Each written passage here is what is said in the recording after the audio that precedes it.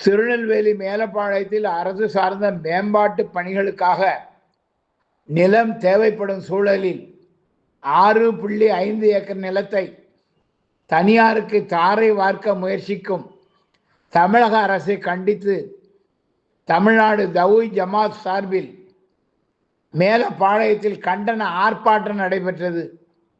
இதில் 1000க்கும் மேற்பட்ட பொதுமக்கள் கலந்து கொண்டு தமிழக அரசுக்கு எதிராக கண்டன கோஷங்களை எழுப்பினர்.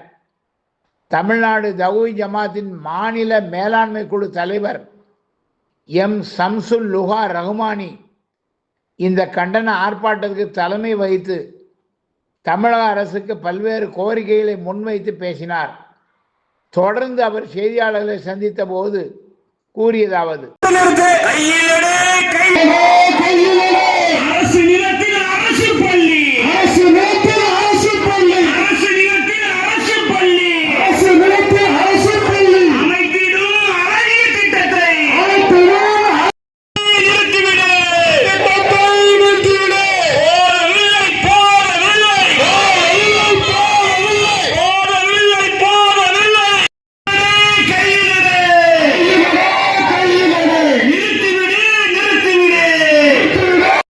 ஆமிபுரத்தில் 6.5 ஏக்கர் நிலம் அரசுக்கு சொந்தமான நிலம் இருக்கின்றது.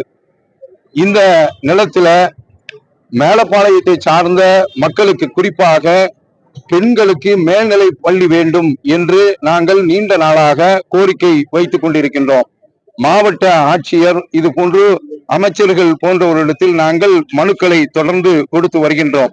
இந்த 6.5 ஏக்கர் நிலம் தனியாருக்காக வேண்டி தார வார்க்கப்பட உள்ளது. இதை நாங்கள் வன்மையாக கண்டிக்கின்றோம்.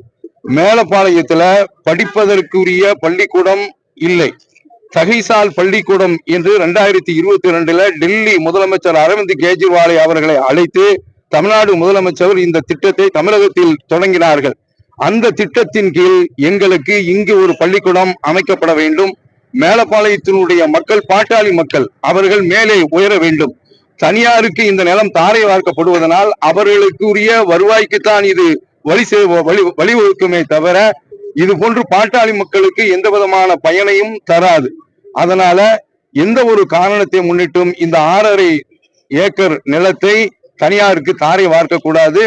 அடுத்தடுத்து, அதாவது மேலப்பாளையத்துல நிறைய திட்டங்கள் வேண்டும் என்று அரசு அலுவலர்களிடத்தில், அதிகாரிகளிடத்தில் கேட்கின்ற பொழுது நிலமில்லை என்ற பாட்டையே பாடுகின்றார்கள். ஆனால் இப்போது இந்த 6.5 ஏக்கர் நிலம் இருக்கின்றது. இதை தனியாருக்கு தாரை வார்ப்பது எந்த அடிப்படையில் நியாயம்? அதிகாரிகள் வேண்டுமென்று மேலப்பாளையத்தை புறக்கணிக்கிறார்களா என்ற ஐயப்பாடு எங்களிடத்தில் ஏற்படுகின்றது. அதனால எந்த ஒரு காரணத்தை முன்னிட்டும் வளர்ச்சி திட்டத்திற்காக வேண்டி ஒதுக்கப்பட வேண்டிய இந்த நிலத்தை தனியாருக்கு தாரை வார்க்க கூடாது என்பதே இந்த கண்டன ஆர்ப்பாட்டத்தினுடைய முக்கியமான கோரிக்கை.